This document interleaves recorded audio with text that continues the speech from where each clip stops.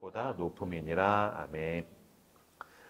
라이트하우스 서울숲에 오신 여러분들을 진심으로 환영합니다. 저는 임영규 목사입니다. 설교하기 전에 앞서서 광고하도록 하겠습니다. 6월 첫째 주에는 라이트하우스 홍대가 이제 시작하게 됩니다. 그래서 노홍경 목사님과 지금 한 30명 정도가 기도로 준비를 하고 있는데 함께 기도해 주시고요. 또 헌금해 주시고, 그리고 저는 라이트하우스 서울숲의 담임 목사로서 나는 대형 교회를 할 생각이 없습니다. 근데 지금 저희 교회가 이제 출석이 많이 모일 때 300을 넘거든요. 이 추세로 가면은 대형 교회로 가야 되는데 하나님께서 나는 이 시대 가운데 대형 교회를 원하신다라는 부분에 대해서 모르겠어요. 저는 무엇보다 이게 막 500명, 1000명 가려면은 대형 교회 이제 건축을 해야 되는데 저는 여러분들에게 여러분 헌신하십시오라는 설교도 할 수 있고 헌금하십시오라는 설교도 할 수 있습니다. 왜냐하면 구제와 선교와 이 도시를 회복시키기 위해서 헌금과 헌신이 필요합니다. 그러나 건축 헌금하십시오라는 설교를 못 하겠어요. 그래서 대형교회는 할 수가 없다. 그럼 우리는 네트워크 처치로 가야 됩니다. 그렇기 때문에 지금 라이트하우스 홍대가 30명 이상이 이제 가려고 하고 있기 때문에 기도해 주시고, 무엇보다 뭐 1년을 가셔도 되고 2년을 가셔도 되고 6개월이나 3개월을 가셔도 됩니다. 그러니까 가셔서 거기서 같이 예배 드려 주시고, 아시죠? 제가 이렇게 랜덤하게 설교 안 하는 거 아시죠? 그리고 그거 안 알려주는 거 아시죠? 이명규 목사님 언제 설교하나요? 안 알려드립니다. 그 얘기는 제가 랜덤하게 돌아다니겠다는 얘기입니다. 그래서 저 홍대 가서도 설교할 거니까 거기서도 같이 예배 드려주시면 감사하겠습니다. 두 번째 광고는 5월 마지막 주를 이제 창립 기념 주일로 저희가 이제 예배를 드리게 됩니다. 근데 저희가 다 같이 모이기 위해서 여기 말고 그 CTS 아트홀, 노량진역에 있는 CTS 아트홀. 여러분 아무 관심 없겠지만 CTS에 제 설교가 나온다는 거 아시나요? 또 메시지라는 제목으로 요새 나오고 있는데 뭐 우리 교인들 뭐 관심 없죠. 네, 뭐 상관없습니다. CTS 아트홀에서 5월 마지막 주 주일 오후 2시에 다 같이 창립기념 예배로 드리게 됩니다. 그때 이제 라이트하우스 홍대도 축복하고 보내드리도록 하겠습니다. 세 번째, 다음 주일은 어버이 주일 겸 스승의 주일로 보냅니다. 그래서 이제 애가 있다, 뭐 깐난쟁이도 괜찮습니다. 그래서 모두 선물 받으실 수 있습니다. 그래서 당신은 부모라는 점에 대해서 다시 기억하면서 예배드리기 원하고, 스승의 주일도 같이 껴 있습니다. 스승의 주일. 여기서 한 가지 제가 잔소리를 하자면, 임영규라는 인간은 저는 생애를 별로 하찮게 여깁니다. 왜냐하면 뭐 죄인 하나가 이 땅에 온 게 그렇게 의미가 있나 잘 모르겠어요. 근데 나는 스승의 날을 더 중요하게 여깁니다. 왜냐하면 하나님이 나 같은 죄인을 누군가의 스승으로 세우셨다는 게 저에게 굉장히 감격스러운 일이라서 나는 제자들에게 더 좋은 스승이 되기 위해서 몸부림친다는 의미에서 스승의 날을 굉장히 중요하게 여깁니다. 그렇기 때문에 여러분 스승의 날에 선물 가지고 오십시오. 선물. 뭐 가격은 상관이 없습니다. 마음은 표현돼야 됩니다. 그래서 뭐 편지를 쓰든 500원, 1000원, 5000원, 만원 뭐든 상관이 없으니까 여러분들 할 수 있는 선물을 준비하십시오. 그리고 여러분의 담임 목사인 임영규 목사는 유명한 목사이기 때문에 선물을 많이 받습니다. 그러니까 박성수 전도사님, 남궁경수 전도사님, 양예은 간사님 챙겨주십시오. 여러분의 인생에 굉장히 힘든 일이 오지 않습니까? 누가 같이 울어줄까요? 여러분 인생에 굉장히 좋은 일이 생기지 않습니까? 누가 같이 웃어줄까요? 친구요? 친구가 내가 잘 되면 막 순수하게 웃어줄 수 있을 것 같으세요? 그렇지 않을 수 있어요. 여러분을 위해서 기도하고 여러분을 위해서 함께 울고 웃을 수 있는 사람 중에 한 명은 분명히 여러분의 전도사님, 간사님, 목사님일 겁니다. 그 사람은 당신이 슬프면 함께 울어줄 겁니다. 그 사람은 당신이 잘 되면 진심으로 기뻐하며 웃어줄 것입니다. 저는 저의 인생에서 제일 큰 기도 제목 중에 하나가 주님 나에게 좋은 스승을 주십시오라는 기도였는데 하나님이 응답하셔서 홍민기 목사님이라는 굉장히 좋지만 좋은 스승을 주셨습니다. 그래서 저는 굉장히 잘합니다. 제 스승에게 아마 제일 잘하는 인간이 나일 겁니다. 그래서 그거는 내가 그 복을 안다라는 의미가 되게 중요합니다. 그래서 꼭 준비를 하셨으면 좋겠습니다. 자, 하나님은 왜 내 기도에 응답하지 않으시는가? 마이크를 혹시 조금만 더 키워줄 수 있을까요? 하나님은 왜 내 기도에 응답하지 않으시는가라는 제목으로 함께 말씀 나누도록 하겠습니다.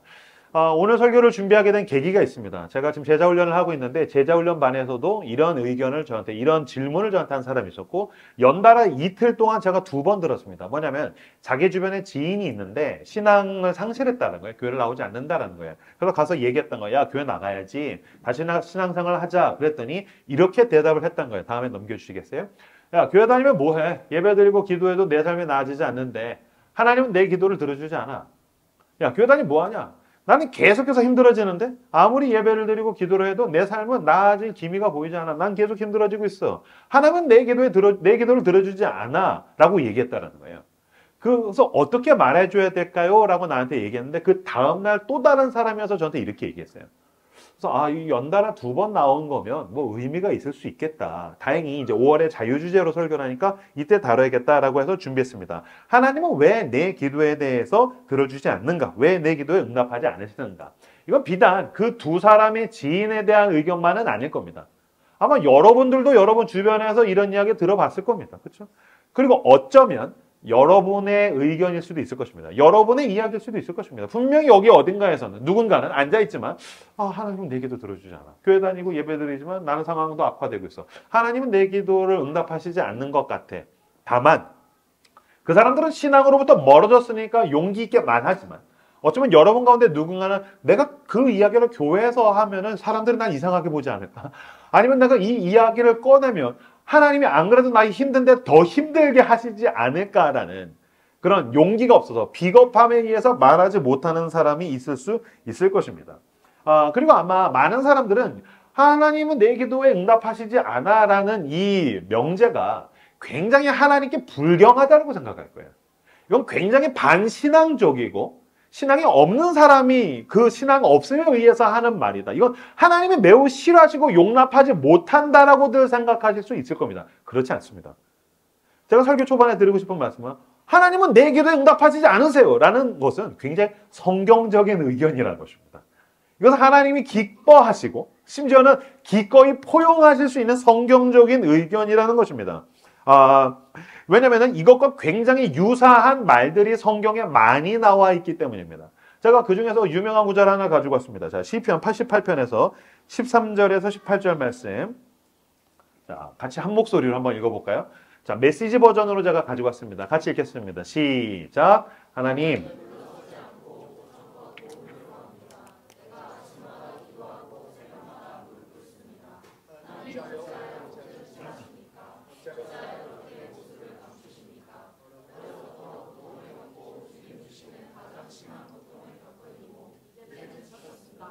별별 같은 주님의 모양이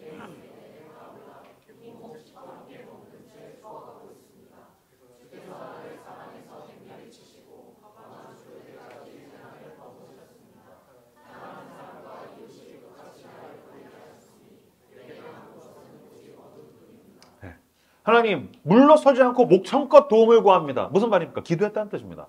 내가 아침마다 기도하고 새벽마다 무릎 꿇습니다. 그런데 하나님 어찌하여 못 들은 채 하십니까? 어찌하여 그렇게 모습을 감추십니까? 난 어려서부터도 고통을 겪었고 지금은 주님이 주시는 가장 심한 고통을 겪고 있습니다. 난 지쳤습니다.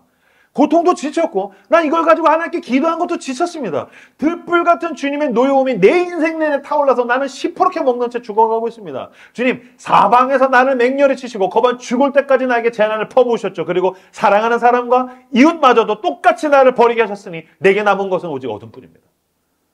그리고 여러분 대부분 시편은 반전이 있습니다. 그런데 주님이 응답하셨죠. 날 도우시죠. 지키시죠. 할렐루야 구원을 기뻐합니다. 주님은 찬양합니다. 반전이 있어요. 대부분의 시편은. 근데 시편 88편엔 반전이 없습니다. 내게 남은 건 오직 어둠뿐 하고 그냥 끝납니다. 마침표. 그러면 사람들이 당황하죠. 이걸 어떻게 해석해야 되지? 하나님께 이렇게 막 반역하고 막 어떤 면에서 하나님을 힐난하고 어떤 면에서는 자기도 힘드니까 하나님을 저주하는 듯한 이 성경 구절을 어떻게 해석해야 되지? 난감해합니다. 많은 신학자들이 실제로 난감했습니다. 근데 C.S. 루이스가 이 부분에 대해서 설교하면서 뭐라고 했냐면은 이렇게까지 힐난하는 이 성경 구절을 이것을 성경에다가 실은 자가 누구냐라는 거예요. 누가 이걸 성경으로 채택하고 누가 이걸 성경으로 남겨서 이걸 하나님의 말씀으로 우리에게 전해줬겠냐는 거예요. 하나님이라는 거죠. 무슨 말이죠? 하나님이 이걸 성경에 실었다라는 거예요. 야, 이 사람 괜찮아. 이럴 수도 있어. 괜찮아. 그럴 수도 있어. 무슨 말입니까? 하나님께서 왜 하나님 내 기도 응답하지 않으십니까? 라는 힐난과 비난과 하나님을 향한 거역과 반역을 하나님이 포용하신다는 것입니다. 그렇지? 인간이 그럴 수도 있어. 하나님께서 그거를 받아들여 주십니다. 그렇다면 이것을 받아들여 주신 하나님의 대답은 무엇인가? 오늘 본문을 통해서 또한 성경을 통해서 하나하나 살펴보기를 원합니다. 하나님은 왜 내 기도에 응답하지 않으십니까? 라는 질문에는 두 가지 생각이 전제되어 있습니다. 넘겨주시겠습니까? 왜 하나님은 내 기도에 응답하지 않으십니까? 에는 두 가지 전제가 들어가 있어요. 첫 번째, 내가 원하는 일이 이루어지지 않는다. 하나님 왜 내 기도 응답하지 않으십니까? 내가 원하는 일이 이루어지지 않지 않습니까? 또는 반대로 왜 하나님 내 기도 응답하지 않으십니까? 내가 왜 원치 않는 방식대로 일이 굴러갑니까? 이때에 우리는 하나님 왜 내 기도 응답하지 않으십니까? 라고 따지죠. 또 언제 따지냐? 두 번째, 나에게 일어난 힘든 일에 대해서 이유를 모를 때. 내가 왜 이런 일을 당해야 되지? 내가 그렇게 죄가 많은가? 하나님 그렇게 내가 꼴 보기 싫은가? 내가 그렇게 하나님께 열심히 했는데 하나님 나 사랑하시지 않나? 왜 내가 이런 일들을 당해야 되지? 영문을 알 수 없을 때, 이유를 알 수 없을 때, 그저 나는 어떠한 거대한 무언가에 대해서 당하고 있다는 느낌을 받을 때 하나님 왜 내 기도에 응답하지 않으십니까? 라고 우리는 따지게 됩니다. 하나님은 이 마음을 받아주십니다. 그리고 실제로 성경에서는 이러한 갈등 관계에 있는 사람들이 굉장히 많습니다. 제가 성경을 딱 쭉 보다 보니까 어떤 사람들이 하나님께 응답을 얻었을까? 어떤 사람들이 하나님께 거절을 당했을까? 보니까 둘이 동일하다는 사실을 제가 알게 되었어요. 넘겨주시겠어요? 무슨 말이냐면요. 성경에 나오는 모든 응답의 사람은 모두 거절을 경험한 사람들입니다. 성경에 나오는 하나님의 응답을 경험한 모든 사람은 모두 하나같이 다 겉으로는 하나님의 거절을 경험한 사람들이라는 것입니다. 자, 우리가 하나님께 내가 기도했는데 거절당했다고 느끼죠? 왜 거절당했다고 느낄까요? 내 문자대로 하나님이 역사하지 않으셨기 때문에 그래요. 하나님 나 이렇게 해주세요. 근데 그 문자대로 하나님이 역사하지 않았을 때 하나님 내 기도 응답하지 않아 라고 생각하죠. 왜 하나님이 내 기도에 거절하셨다고 느낄까요? 하나님이 내 시나리오대로 역사하지 않았을 때 우리는 거절했다고 느끼죠. 하나님 난 이 타이밍에 이런 일들을 원해요. 이걸 도와주세요. 이렇게 해주세요. 문자대로 내 시나리오대로 하나님이 일하지 않았을 때 하나님은 내 기도 응답하지 않았어. 난 버림받았어 라고 느끼게 된다는 것이죠. 이것에 대해서 하나님이 뭐라고 대답하시는가? 아까 읽었던 이사야서 55장 8절에서 9절 말씀 같이 읽겠습니다. 시작.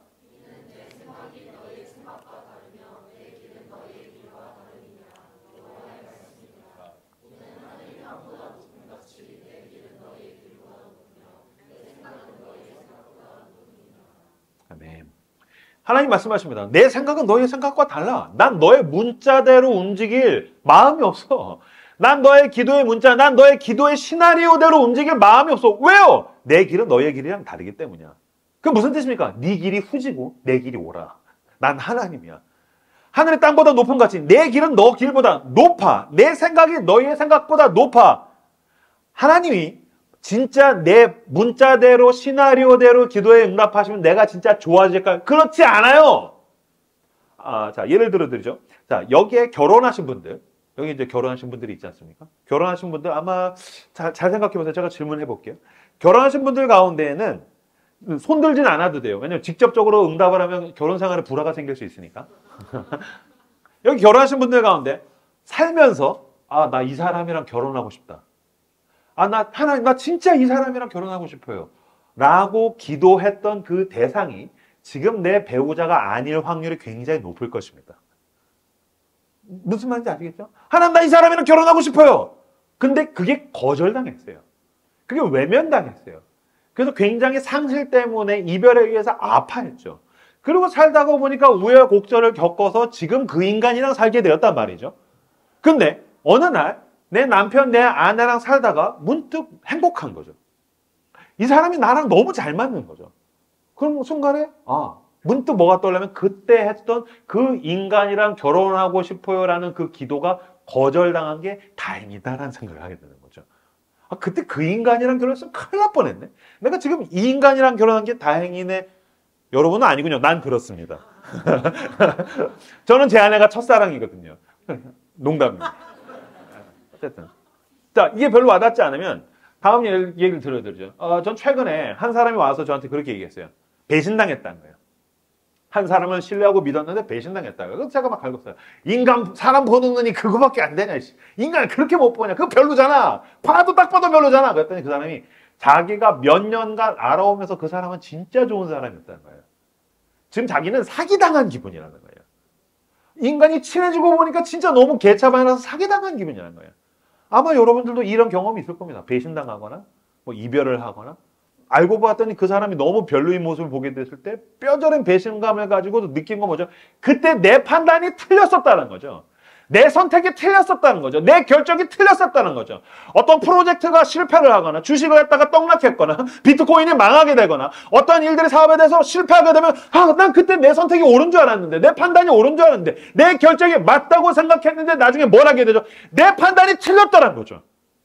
그러니까 만약에 그때 하나님이 그 기도에 응답하셨으면 난 망한 거죠.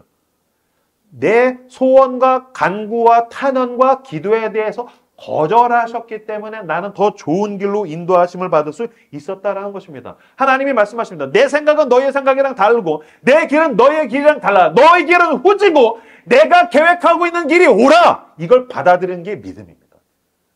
그래서 하나님께서 하늘이 땅보다 높은 같이 내 길은 너의 길보다 높으며 내 생각은 너의 생각보다 높아. 그러니 따라와 라고 하나님께서 말씀하시다는 것입니다. 이게 맞습니다. 여러분, 성경에 나오는 모든 응답의 사람은 모두 거절을 경험한 사람입니다. 넘겨주시죠. 왜냐하면 내가 생각하는 가장 좋은 응답이 아니라 하나님이 생각하시는 가장 좋은 응답을 주시기 때문입니다. 성경에 나오는 모든 응답의 사람들은 모두 거절을 경험한 사람이죠. 소외, 외면, 거절. 근데 결국에 보니까 응답이 다 되어 있더라라는 거예요. 왜 하나님은 그렇게 하시는가? 내가 생각하는 가장 좋은 응답이 아니라 하나님께서 알고 계시는 신적 지혜와 신적 능력에 의한 가장 좋은 응답을 우리에게 주시기 원하기 때문이라는 겁니다. 자신의 소원과 간구가 모두 외면당한 내 소원과 기도가 간구가 다 외면당한 가장 대표적인 인물이 누가 있을까라고 제가 쭉 떠올렸는데 딱 떠올랐어요. 누구냐면은 요셉입니다. 창세기에서 그 요셉.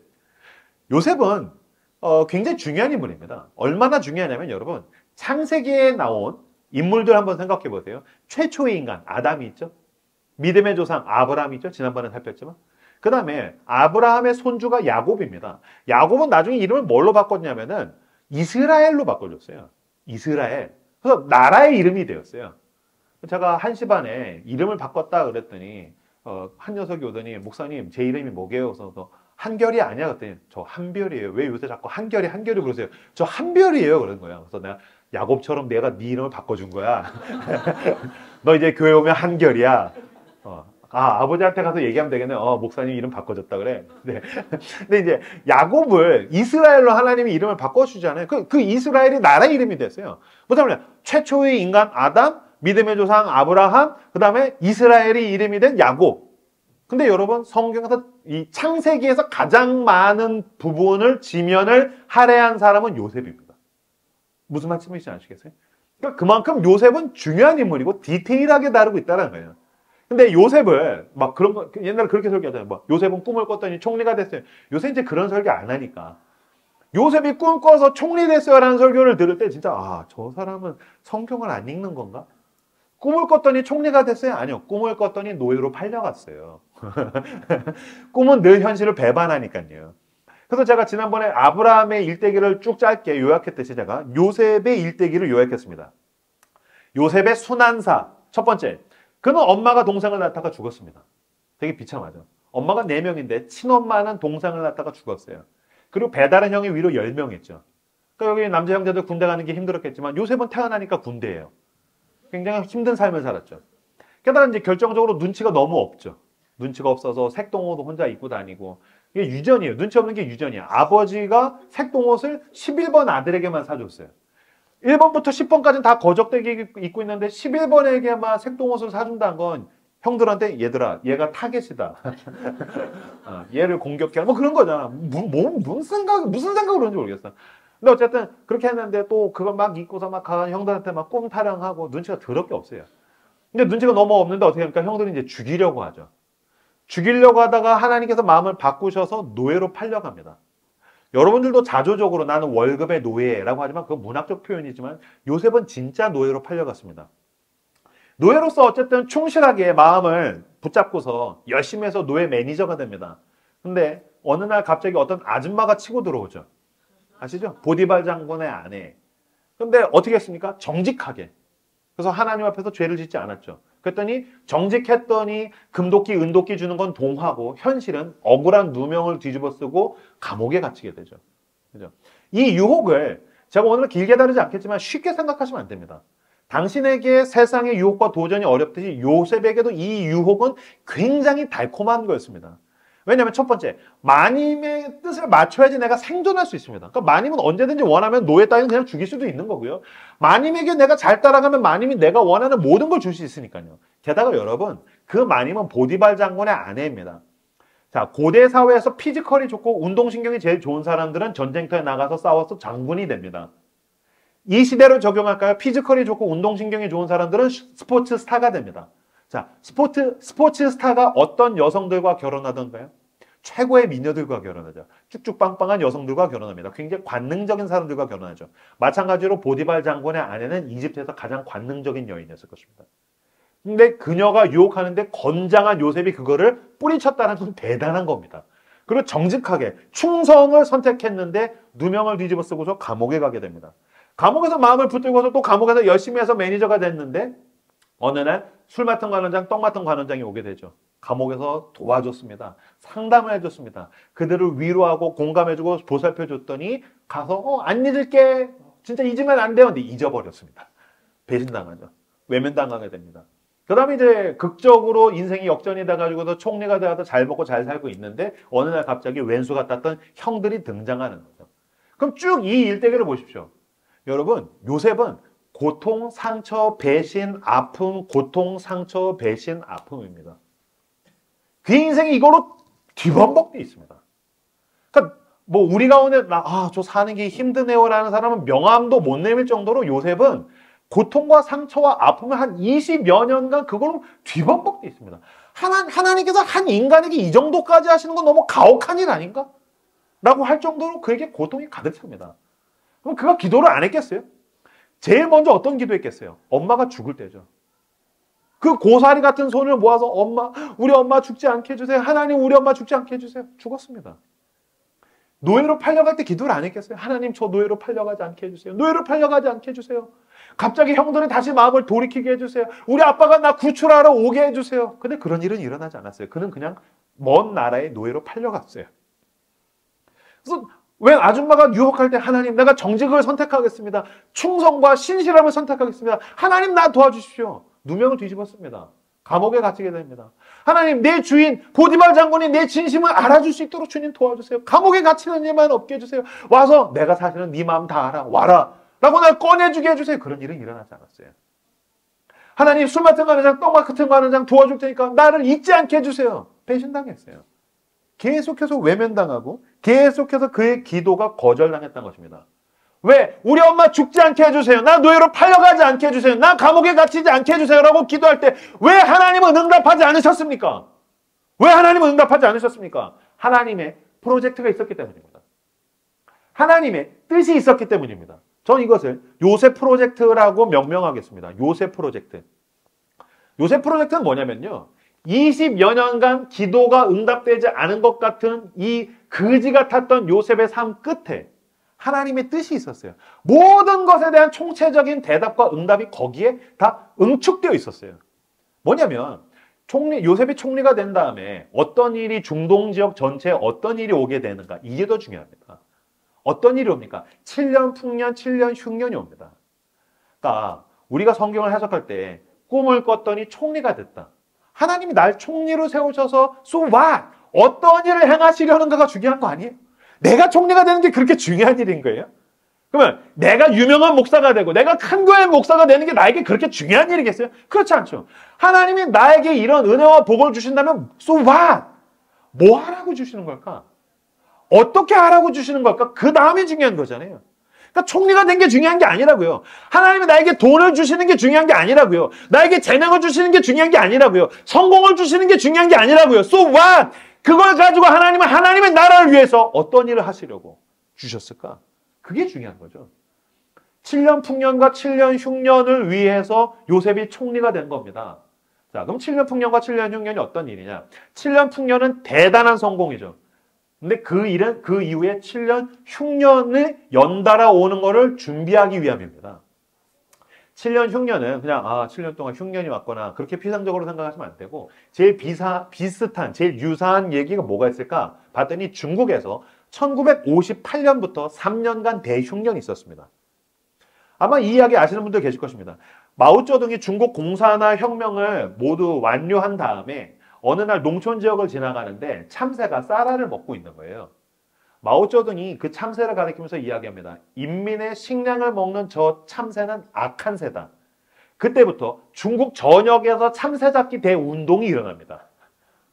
얼마나 열심히 잡았냐면 막 작대기로 때려잡고 함정 파서 죽이고 독약 타서 죽이고, 포수들은 총알값이 더 비싼데 총알로 참새 잡고, 지금도 이렇게 사진 보면은 꼬맹이들이 참새 막 수십 마리씩 들고 다니고, 그래서 중국 전역에서 1년 내내 잡아서 몇 마리를 잡았냐면 2억 마리를 잡았습니다. 중국은 여러분 공포스러운 나라입니다. 중국은 지독하고 무서운 나라예요. 내가 봤을 때 중국을 유일하게 우습게 여기는 사람들이 너희들이죠. 우리들만 뭐 중국 뭐 좀 큰가 보자. 아니요. 참새를 1년 만에 2억 마리를 잡는 거예요. 그럼 참새가 씨가 말랐겠죠? 그랬더니 풍년이 왔는가? 아니죠. 참새는 쌀알만 먹는 게 아니죠. 뭘 먹죠? 해충을 먹죠. 그러니까 해충 천국이 온 거예요. 천적이 사라졌으니까. 해충이 가득해지니까 어마어마한 흉년이 왔습니다. 3년간. 자, 흉년 1년 차 때 중국 전역에서 400만 명이 굶어 죽었습니다. 1년 차 때. 근데 흉년은 누적된다라는 데 공포스러움이 있습니다. 흉년 2년 차 때 중국 전역에서 1000만 명이 굶어 죽었습니다. 그러니까 흉년이 2년이 됐더니 서울이 사라진 겁니다. 흉년 3년 차 때 중국 전역에서 2천만 명이 굶어 죽었습니다. 그래서 학자들이 3년의 대흉년으로 해서 4천만 명 정도가 굶어 죽었을 것이다 라고 이야기합니다. 그런데 중국에 대해서 아시는 분들은 이만 알 겁니다. 중국은 사람이 죽으면 공식 집계를 절반으로 줄여서 이야기합니다. 그래서 중국통 학자들은 7천만에서 1억 정도가 죽었을 것이다 라고 추산합니다. 3년 흉년 만에 1억 명이 죽었습니다. 근데 요셉이 총리일 때 중동의 흉년이 몇 년이 왔다고요? 7년이라고요. 7년. 1년 400만, 2년 1000만, 3년 2천만. 근데 아직 4년, 5년, 6년, 7년이 남았어요. 그럼 여러분, 중동 지역에서 어마어마한 사람들이 굶어 죽은 거예요. 수억이 죽어가는 거예요. 게다가 여러분, 굶어 죽을 때 사람이 어떻게 죽을 것 같아요? 아, 배고파. 근데 몇십을 굶어. 아, 많이 배고파. 그러다가 뭐 몇 달 굶으면 아, 꼴까닥 뭐 이렇게 죽겠어요? 아니지. 아니지. 사람이 먹을 게 없으면 최후의 식량으로 뭐를 먹기 시작할까요? 사람이죠. 인육을 먹기 시작하죠. 그래서 실제로 구약 성경에도 보면요. 너무너무 배가 고프니까 엄마가 자기 자식을 직접 잡아먹을 수 없으니까 옆집이랑 애를 바꿔서 잡아먹었다라는 기록이 구약에 나와요. 그럼 사람이 사람을 볼 때 인간이 아닌 거예요. 사람이 사람을 볼 때 내가 살기 위해서 잡아먹어야 하는 대상으로 보여요. 사람이 자기가 살기 위해서 누군가를 잡아먹어야 하는 세상을 지옥이라고 이야기하죠. 하나님의 나라는 어떤 곳이죠? 거저 주신 놀라우신 하나님의 은혜로 말미암아 서로 무언가를 주려고 하는 곳이 하나님의 나라죠. 근데 내가 살기 위해서 누군가를 잡아먹어야 한다면 거기는 지옥이죠. 어떤 면에서는 자조적으로 이 시대를 헬조선이라고 부르는 이유가 뭘까요? 내가 살아남기 위해서 누군가를 짓밟아야 되고 내가 살아남기 위해서 누군가를 잡아먹어야 되는 것 같은 느낌을 받으니까 이 대한민국과 서로가 헬조선이라고 이야기하는 거죠. 근데 그때는 굶어 죽기 시작하면 진짜 잡아먹었단 말이에요. 그때 7년 풍년 가운데에 7년 풍년을 한 지도자가 독식해서 7년 흉년이 지속될 때에 그거를 자기 마음대로 권력의 도구로 쓰는 사람이 있다고 생각해 보세요. 요셉이 만약에 그렇게 했다고 생각해 보세요. 거긴 지옥인 거예요. 그래서 요셉이 꿈을 꿔서 총리가 됐다고요? 아, 난 세계 최고의 강대국 이집트의 총리가 될 거야. 이건 욕망이잖아요. 욕망에 의해서 총리가 된 사람은 7년 풍년을 모아서 욕망의 도구로 쓰겠죠. 아니요. 하나님은 요셉을 그렇게 총리로 세우신 게 아니에요. 하나님이 누군가가 노예로 끌려가게 두시죠. 난 노예로 살고 싶지 않아요. 왜 노예로 두게 두실까요? 노예의 아픔을 겪는 거죠. 밑바닥 인생들의 고통을 겪는 거죠. 그들과 우정관계를 맺고 그들과 사랑하고 섬기면서 노예의 생활을 경험하게 하시죠. 그리고 그는 노예로서 그는 승진한 다음에 매니저가 됐었을 때 유혹이 왔을 때 뭐를 배우게 하실까요? 정직을 배우게 하시죠.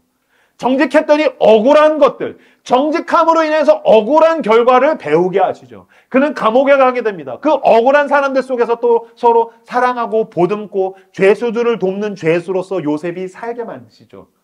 그런 가운데 누군가를 감옥에서도 도왔는데, 세상의 감옥에서도 누군가를 섬기고 도왔는데 외면당하는 것들을 경험하게 하시죠. 그것을 통해서 그가 총리가 되었을 때에 나에게는 7년 풍년을 가지고 낮은 자, 억울한 자, 외면받는 자, 그들을 정직하게 도와주는 총리로 세우시는 게 요셉 프로젝트라는 거죠. 하나님은 왜 나 노예로 팔려가지 않게 해주세요. 나 감옥에 갇히지 않게 해주세요. 왜 그 얘기 안 하셨을까요? 어차피 해줘도 못 알아들어요. 하나님, 나 노예로 팔려가지 않게 해주세요. 하나님, 제발 응답해주세요. 뻥! 얘기해줄게. 너가 노예로 팔려가야 돼. 왜냐면 7년, 흉년이 있어. 아, 이 새끼 말을 못 알아듣네. 너가 총리가 될 수 있는 방법이 없어. 가려면 너가 그냥 노예로 가야 돼. 너 눈치가 없잖아. 물론 가는 건 네가 눈치가 없어서 가는 거지.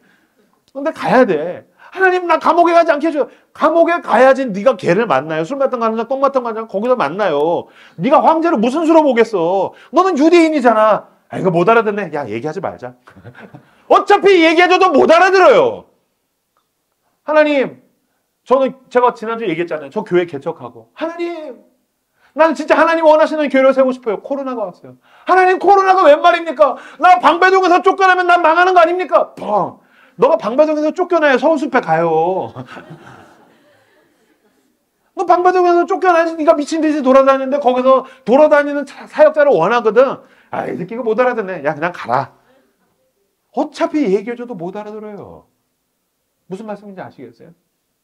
그런 가운데에 그가 요셉 프로젝트를 끝나고 나서 요셉이 하나님의 응답을 온 삶으로 들었어요.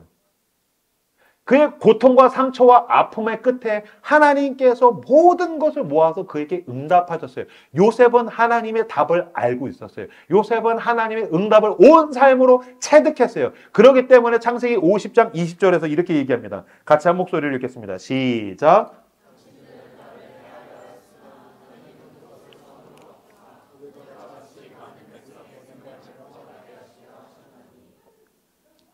아멘. 이거는 요셉이 총리가 된 다음에 그 아버지가 돌아가시죠. 형들이 요셉이 이집트 총리인데 복수할까봐 벌벌 떨면서 거짓말합니다. 우리 아버지가 돌아가시면서 유언으로 너가 복수하지 말라 그랬어. 그 비루한 거짓말에 대해서 요셉이 웁니다. 형들이 지금도 이걸 모르는구나. 울고 와서 이렇게 얘기합니다. 당신들은 나를 헤아려 했으나. 근데 여기서 말하는 당신들은 형들이기도 하지만 온 세상이죠. 내가 노예로 지냈었을 때, 내가 누명을 뒤집었었을 때, 내가 감옥에 갔었을 때, 온 세상은, 내 삶은 나를 헤아려 했으나 하나님은 그것을 선으로 바꾸셔서 오늘과 같이 많은 백성의 생명을 구원하게 하시라 하셨습니다. 형들, 난 하나님께 응답을 들었어요. 형들, 난 하나님께 답을 들었어요. 왜 그때 하나님이 내 기도에 들어주지 않으셨는지, 왜 그때 내가 노예로 팔려갔는지, 내가 왜 감옥에 갔는지, 내가 왜 억울하고 상처받고 배신당하고 고통을 당했는지 난 하나님께 모든 답을 들었어요. 하나님은 모든 기도를 거절하셨지만 모든 기도에 대해서 가장 좋은 곳으로 응답하시더라라는 것입니다. 우리 교회 작년에 스테판 오라는 그 헐리우드 최고의 특수 촬영 감독님이 오셔서 간증을 하셨었어요. 그분은 뭘 찍었냐면은 그 분노의 질주를 찍었고, 존 윅. 전 존 윅 너무 좋아해요.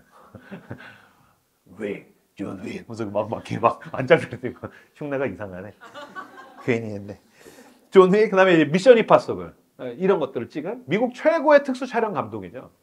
그분이 오셔서 이제 간증을 하는데 자기의 삶에 대해서 쭉 얘기를 하는데 자기는 원래 그 아버지가 태권도 관장님이셨기 때문에 자기도 스릴을 즐겨가지고서 스키 점프하는 사람이었다는 거죠. 그래서 스키 점프에서 묘기하고 이런 거 하는 사람인데 자기는 평생 이거 해야지 자기가 제일 좋아하고 제일 잘하는 거는 스키 점프니까요. 근데 그걸 하다가 사고가 나서 다리가 부러지게 되죠. 그래서 다리가 완전히 아작이 나가지고서 병원에 계속해서 입원해 있고 내가 왜 이런 고통을 당했대나. 하나님 난 낫게 해주십시오. 다시 내가 원하던 그 스키 점프를 하게 해주십시오. 기도했는데 그는 거절당하게 됩니다. 그는 더 이상 스키 점프를 할 수 없는 사람이 됩니다. 그래서 쩔뚝쩔뚝거리면서 퇴원을 해가지고서 원래 스릴을 즐기는 사람이니까 내가 뭘 할 수 있을까? 그래서 리모컨으로 헬기 조종하는 거, 비행기 조종하는 걸 했단 거죠. 그래서 그때 이제 영상 보여줬는데 헬기가 쫙 올라갔다가 바람이 쫙 치다가 또 융 날다가 막 이런 짓을 하는 거예요. 그래서 그 스릴을 즐기는 거죠. 그래서 막 부딪힐랑 말랑하고 막 놀고 막 위에서 묘기를 부리고 이런 걸 막 하는 거예요. 제가 보면서 인간이 저런 짓을 왜 하는 거지? 근데 이제 그분은 그게 좋았다는 거죠. 그래서 막 그거 했다는 거예요. 그러다 보니까 헬기, 비행기 이런 걸 하다가 보니까 이제 드론이 나온 거죠. 뭐 헬기, 비행기 조종하던 사람이니까 드론이 쉬고자 드론 뭐 하면서 이렇게 드론 막 이런 거 했겠죠. 그 이제 드론 가지고 막 묘기 하다가 보니까 드론에 카메라를 다는 거죠. 그래서 그걸로 좀 찍어볼까 쭉 하다가 보니까 어느 순간인가 자기는 호주에서 드론으로 카메라 촬영을 제일 잘하는 사람이 되어 있다는 거죠. 근데 헐리우드에서 영화를 찍기 위해서 호주에 와가지고서 호주에서 이거 드론으로 촬영 잘하는 사람을 찾다가 보니까 자기랑 연결이 됐다는 거예요. 그래서 일을 하다 보니까 이 사람 기가 막히게 드론이랑 헬기랑 막 너무 잘하는 거죠. 그러다가 보니까 헐리우드에 입성하게 되고 헐리우드에서 영화를 찍고 헐리우드 최고의 영화 특수 촬영 감독이 되었다는 거예요. 그러면서 그분이 스테판 오 감독님이 이렇게 얘기했어요. 만약에 과거에 스키 점프를 하던 젊은 날의 자기에게 돌아가면 자기가 무엇을 하고 싶은가? 이렇게 대답했어요. 무슨 수를 써서라도 다리를 부러뜨릴 것이다. 만약에 스키 점프를 하던 과거의 나로 돌아간다면 무엇을 하고 싶은가? 계속 스키 점프 하고 싶어요? 아니요. 난 무슨 수를 써서든 과거의 젊은 날의 자기의 다리를 흥보의 그 제비다리 같이 부러뜨릴 거라는 거예요. 네 뜻은 스키 점프에 있는 게 아니야. 무슨 뜻이죠? 하나님께서 결국에는 다 응답하시더라는 것입니다. 하나님이 말씀하십니다. 내 생각은 너의 생각과 다르고 내 길은 너의 길과 다르다. 내가 높고 내가 깊어. 나를 따라와. 주님의 생각을 따라가시는, 기도하며 주님의 뜻을 따라가시는 저 여러분들 되시기를 그리스도의 이름으로 축복합니다. 왜 하나님은 내 기도에 응답하지 않으시는가? 이 명제에 대해서 힘들었을까요? 왜 하나님이 내 기도 응답하시지 않으면 힘들었을까요? 여기에는 어떠한 세계관이 전제되어 있습니다. 뭐냐면 내 뜻대로 안 되고 고통을 당하고 짓밟히고 부서지면 죽고 망한다고 생각하는 거예요. 그러니까 내 뜻대로 안 되면 난 죽고 망한다는 거예요. 고통이면 난 죽고 망한다는 거예요. 부서지고 짓밟히면 난 죽고 망한다는 거예요. 그렇게 죽고 난 망할 거라고 생각하기 때문에 왜 하나님 내 기도에 응답하지 않습니까? 살 길이 여기 있단 말입니다. 그래서 우리가 힘들어하는 것입니다. 근데 여러분, 짓밟히고 부서지고 죽으면 망한다, 패배한다라는 이 사고방식은 하나님의 뜻이 아닙니다. 하나님의 세계관이 아닙니다. 짓밟히고 부서지고 죽으면 망하고 패배한다는 것은 사탄의 세계관입니다. 그리고 이것은 세상과 자본주의의 세계관이기도 하죠. 이건 사탄이 생각하는 승리의 논리입니다. 무슨 말이냐면 짓밟아야 이긴다. 부서뜨려야지 이긴다. 더 빨라야 이기고 더 높아야 이긴다. 부숨을 당하고 짓밟히면 진다. 이건 사탄의 세계관입니다. 그렇기 때문에 사탄은 하나님의 아들이 이 땅에 왔었을 때 자기가 승리하기 위해서 자기의 승리의 방식대로 그리스도께 퍼부었죠. 어떻게 했습니까? 하나님의 아들을 짓밟으려 했습니다. 하나님의 아들을 부수려 했습니다. 하나님의 아들을 소외당하고 외면당하게 했습니다. 그래서 결국에 하나님의 아들이 십자가에서 홀로 죽게 만들었습니다. 십자가에서 죽으실 때 하나님의 아들이 뭐라고 절규하십니까? 아버지 어째 나를 버리시나이까? 하나님 왜 내 기도에 응답하지 않으십니까? 아버지 어째 나를 버리시나이까? 하나님 왜 내 기도에 응답하지 않으십니까? 그리고 하나님의 아들은 십자가에서 초라하게 죽으셨습니다. 하나님의 아들 예수 그리스도가 십자가에서 죽으실 때 사탄은 양팔을 높이 쳐들고 환호를 했을지도 모르겠습니다. 내가 이겼어. 내가 짓밟았고 하나님의 아들을 부쉈고 하나님의 아들을 외면당하게 하고 배신당하게 하고 하나님의 아들을 죽여버렸지. 내가 이겼어. 그래서 사탄이 이겼습니까? 아니요. 여러분, 십자가란 놀라운 신비입니다. 어떻게 했습니까? 하나님의 아들이 십자가에서 죽으셔서 온 세상을 구원하셨습니다. 부서지고 배신당하고 죽으심으로 말미암아 위대한 승리를 거두셨습니다. 여러분, 십자가는 무슨 뜻입니까? 부서져서 이기더라라는 겁니다. 짓밟혀서 이기더라라는 것입니다. 망해서 이기더라라는 것입니다. 죽어서 이기더라라는 것입니다. 그래서 세상이 감당을 못하는 겁니다. 세상이 할 줄 아는 거라고는 그건데 그게 우리로 하여금 승리하게 만드는 방식이니까요. 그들은 우리를 짓밟고 부수고 죽여서 우리를 승리하게 만드는 방식을 사용하고 있는 거니까요. 그래서 세상이 감당하지 못하더라는 것입니다. 이사야서 53장 4절과 5절 말씀 같이 읽겠습니다. 반주해 주시겠습니까? 같이 읽겠습니다. 시작.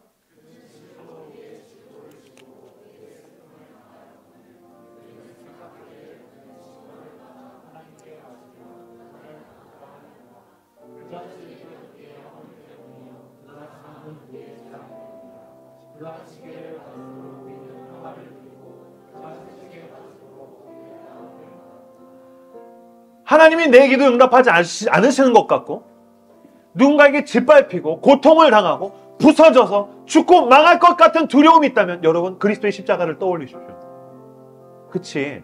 그가 찔려서 내가 나음을 얻었지. 그가 죽음으로 말미암아 내가 생명을 얻었지. 그치? 그리스도의 십자가는 패배하지 않지. 하나님의 아들 예수 그리스도는 영원한 승리를 나에게 주셨지. 그러므로 나도 기꺼이 밟혀줄 수 있습니다. 당해줄 수 있습니다. 고통이 와도 우리는 막 조바심 내지 않습니다. 결국에 주님께서 우리를 승리하게 하실 줄 믿습니다. 마지막 문구 띄워주십시오. 지금 내 삶은 고통스럽고 힘듭니다. 우리 부르짖죠. 하나님 왜 내 기도에 응답하지 않으십니까? 넘겨주십시오. 예수 그리스도는 십자가를 통해서 대답하십니다. 짓밟히는 것으로 이긴단다. 부수고 죽여도 이긴단다. 나에게 고통을 주고 아픔을 주면 그게 자양분이 돼서 온 세상이 살아난단다. 요셉을 통해서 하신 것처럼 예수 그리스도를 통해서 하신 것처럼 하나님께서 저와 여러분을 통해서도 그렇게 하실 것입니다. 내가 죽으면 온 세상이 살아날 것입니다. 왜 하나님은 내 기도에 응답하지 않으십니까? 여러분, 십자가가 하나님의 대답입니다. 우리는 그 담보를 가진 사람입니다.